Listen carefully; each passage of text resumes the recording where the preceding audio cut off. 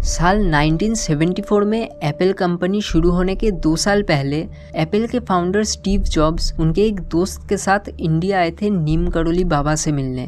दरअसल Steve jobs काफ़ी समय से इंडिया आना चाहते थे हिंदुइज्म और इंडियन स्पिरिचुअलिटी को सीखने के लिए, और यहाँ आने के बाद उन्हें एक ऐसे बाबा के बारे में पता चला जिनके पास अनोखी शक्तियाँ हैं, जैसे कि एक ही समय पर एक से अधिक जगहों पे मौजूद होना या फिर एक उंगली से छूकर किसी को भी एक ट्रांस स्टेट में भेज देना, जो स्वामी विवेकानंद के गुरु रामकृष्ण परमहंस ने स्वामी विवेकानंद के साथ किया था, जिसके बाद स्वामी विवेकानंद पूरी तरीके से एक अलग इंसान बन चुके थे।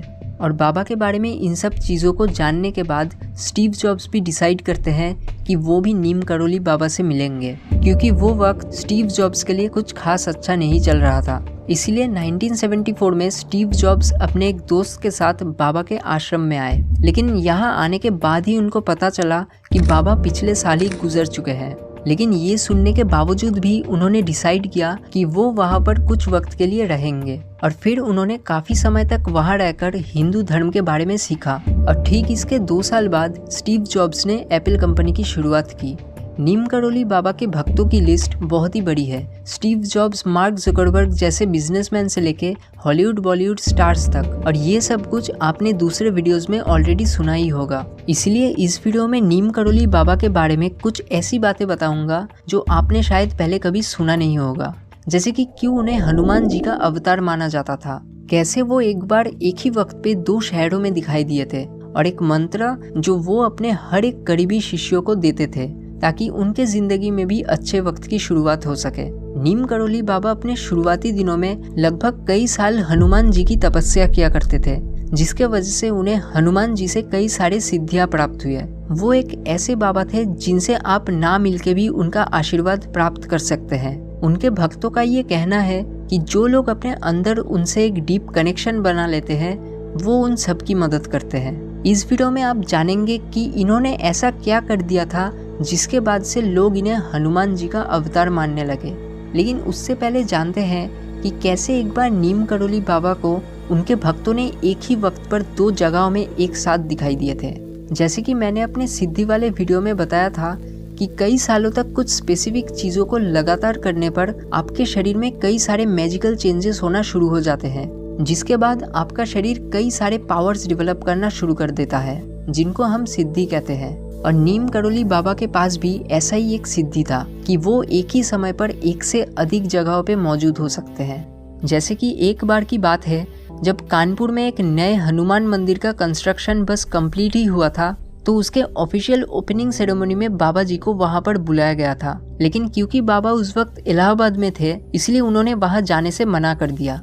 अगले दिन ओपनिंग सेरेमनी की सुबह थी, और बाबा जी सुबह उठने के कुछ देर बाद ही कहा कि उनकी तबीयत कुछ सही नहीं लग रही और उन्हें शायद कुछ देर के लिए सो जाना चाहिए, और फिर वो इलाहाबाद में ही अपने कमरे में जाकर सो गए। ठीक उसके अगले दिन उनके भक्त जब कानपुर से इलाहाबाद लौटे, तब उन्होंने कहा कि सेरेमनी बहुत ही अच्छे से हुई और बाबा जी खास वहाँ पर आए थे, इसलिए बाकी सबको भी बहुत अच्छा लगा था। और ये बहुत ही चौंकाने वाली बात थी, क्योंकि ओपनिंग सेरेमनी के पूरे दिन बाबा अपने इलाहाबाद वाले कमरे में ही बंद थे, और अगर वो वहाँ से आने की कोशिश भी करते, फिर भी उनको 10 घंटे बस आने और जाने में लग जाते। और उनके भक्तों ने ये भी कहा कि बाबा 7 बजे से लेकर 12 बजे तक वहीं पर थे, मतलब करीब 5 घंटे वो उस सेरेमनी में ही थे। अब अगली कहानी से आपको पता चलेगा कि क्यों लोग उन्हें हनुमान जी का अवतार मानते थे। उन्होंने ऐसा क्या कर दिया था जिसके बाद से लोग उन्हें हनुमान जी का अवतार मानने लगे। दरअसल एक बार बाबा जी अपने आश्रम में बैठे थे, तभी उन्होंने अपने एक शिष्य से रामायण का एक वर्ष पढ़ने को कहा। उनके कहने पर उनके शिष्य ने रामायण से अशोक वाटिका वाला वर्ष पढ़ना शुरू ही किया था। तभी नीम करोली बाबा वो पूरा सीन ऐसे बताने लगे जैसे वो खुद त्रेता युग में अशोक वाटिका पर गए थे, और उन्होंने वो सब कुछ अपने ही आंखों से देखा हुआ है। वो पूरे डिटेल्स में एक के बाद एक सीन बताते गए, और फिर वो बोलते बोलते ही रो पड़े, जिसके बाद से उन्हें लोग हनुमान जी का अवतार मानने लगे। नीम करोली बाबा का फिलोसॉफी बहुत ही इन्फ्लुएंशियल था, जिसके वजह से स्टीव जॉब्स जैसे कई सारे लोगों की जिंदगी उनसे मिलने के बाद पूरी तरीके से बदल गई थी। वो अपने हर शिष्यों को हमेशा राम का नाम जपने को कहते थे, और कहते थे कि इससे उनके जिंदगी में बदलाव आएगी। उनके पूरे लाइफ टाइम में उन्होंने 2 मेन आश्रम बनाया, एक वृंदावन में और दूसरा कैची धाम। और 11 सितंबर 1973 में after experiencing a diabetic coma लगभग रात के 1 बजे के करीब उनका देहांत हो गया। नीम करोली बाबा के फिलोसॉफी के हिसाब से दूसरों की सेवा करना ही हाईएस्ट फॉर्म ऑफ डिवोशन है और दूसरों के अच्छा करने और सोचने पर ही हमारी जिंदगी में भी अच्छी चीजें होना शुरू